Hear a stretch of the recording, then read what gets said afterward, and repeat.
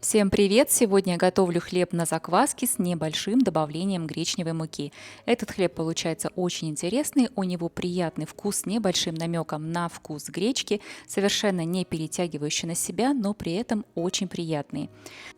Готовить этот хлеб я буду на пшеничной закваске стопроцентной влажности. Закваску нужно заранее подготовить так, чтобы она была активная и ароматная. В большую миску я выливаю воду, здесь у меня 265 мл или грамм воды. Небольшое количество воды я сохранила для разведения соли.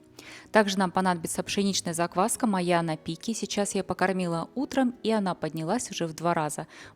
Хорошая пшеничная закваска должна быть тягучая, полная воздуха, приятно пахнуть и не иметь кислого вкуса.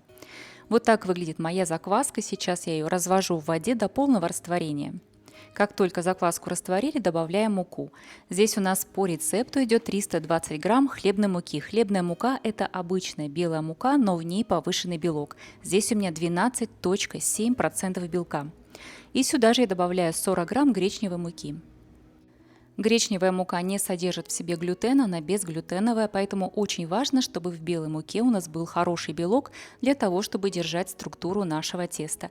И также важно не переборщить с гречневой мукой, чтобы текстура и вся структура теста держалась, чтобы тесто не расплывалось. Продолжая вымешивать тесто руками, вымешиваю я его на этом этапе минуты 2-3 до полного объединения ингредиентов и до полного увлажнения муки.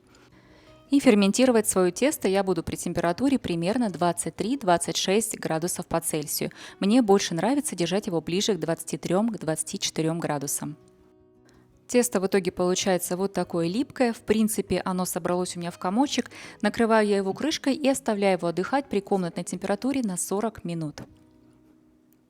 Через 40 минут добавляем оставшуюся воду и соль. Соли по рецепту идет 8 грамм, и вода – это оставшаяся вода из общего количества.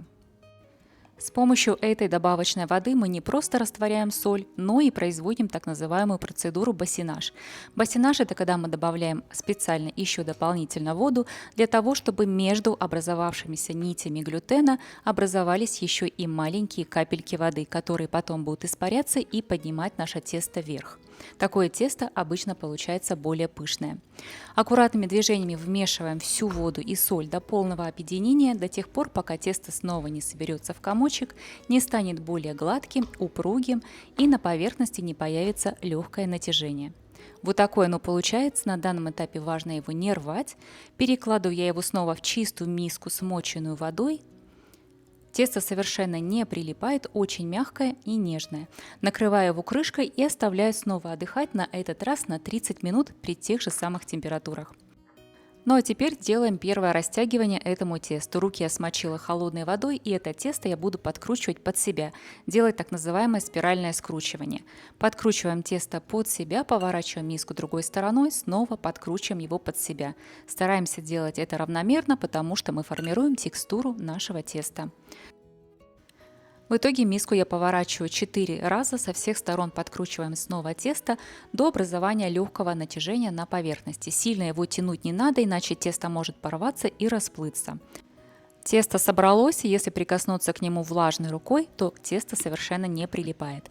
Накрываем снова крышкой и снова убираем на 30 минут на те же самые комнатные температуры. Через 30 минут за кадром я уже сделала второе складывание таким же образом. Я его не показываю, поскольку оно абсолютно одинаковое. После второго складывания снова убираем тесто на 30 минут и затем делаем либо третье складывание, либо, как я сейчас буду делать, я буду делать ламинирование. Чтобы сделать ламинирование, я тесто выкладываю на стол, а стол я уже сбрызнула и подготовила водой. Благодаря тому, что я использовала муку с высоким белком, тесто хорошо собралось, и теперь оно не липнет и хорошо растягивается. Аккуратно подтягиваю его со всех сторон потихонечку, по чуть-чуть и раскрываю его полностью, растягиваю в большой тонкий пласт. Основная идея ламинирования – это укрепление глютеновых связей, выравнивание температур ферментации теста, так чтобы температуры были везде по тесту одинаковые, и укрепление, выравнивание текстуры самого теста, а значит и будущего хлеба. Аккуратно я растянула свое тесто в тонкий пласт, теперь подтягиваю его края и складываю эти края друг на друга. Делаю я это аккуратно, таким образом, как будто бы я складываю просто простынь, и мне нужно, чтобы она была ровная. Хорошо вытягиваем все края, складываем их друг на друга и подтягиваем со всех сторон по необходимости. И еще раз повторю, что если вам по какой-то причине не хочется делать ламинирование или не получается делать ламинирование, замените его просто на очередное складывание. Я уже закончила, перекладываю тесто снова в миску, снова накрываю его крышкой и снова оставляю на отдых еще на 30 минут. И через 30 минут я делаю еще одно последнее складывание. Всего их получается у нас 4. Чтобы руки не прилипали к тесту, а это очень влажное тесто, руки желательно смачивать именно холодной водой. К холодной воде меньше прилипает. Снова поворачиваю миску со всех сторон и снова подкручиваю тесто и сворачиваю его внутрь до легкого появления натяжения на поверхности. На этом этапе уже можно увидеть мелкие пузыри на поверхности теста, поэтому обращаемся с ним аккуратно, ферментация уже началась. Тесто не прилипает, оно уже начало дрожать и приобретать свою характерную форму и текстуру. Снова накрываю тесто крышкой и оставляю теперь его на отдых до тех пор, пока тесто не поднимется на 50%. У меня это заняло примерно около 3 часов. Посмотрите на признаки хорошей ферментации. Очень удобно для этого использовать стеклянную посуду, чтобы посмотреть, что внизу есть признаки активности. Сверху уже поднялись у теста тоже пузыри, и тесто выглядит гладким и блестящим. Подсыпаю достаточное количество муки на стол, потому что это тесто липкое, и переворачиваю миску на стол. Если слегка этому тесту помочь по краям отделиться от миски, и миска до этого была чистая и влажная, то тесто должно само выпасть из миски на стол. Это тоже признак ферментации хорошей. И, кстати, я уже пробовала разные типы материала для хранения и ферментации теста на закваске и могу сказать, что стекло работает лучше всего. Тесто на закваске очень сильно прилипает к пластмассовой посуде и очень сильно прилипает к металлической посуде. Однако со стеклом таких проблем нет. И также в стеклянной посуде, как я уже сказала, очень хорошо видно именно ферментацию саму. Вы можете понять, когда готово тесто, посмотреть, насколько оно поднялось, и со всех сторон это одно удовольствие и удобство.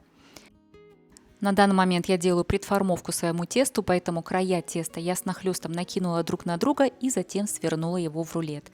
И теперь округляем его до появления легкого натяжения на поверхности. Сильно тянуть не нужно, но натяжение должно быть небольшим, легким сверху. Подсыпаем муку по необходимости. Посмотрите, как дрожит тесто и покрыто пузырями. Накрываю я его миской и оставляю на столе отдохнуть на 20 минут. За это время клейковина расслабилась, тесто снова слегка расплылось, но по-прежнему держит форму.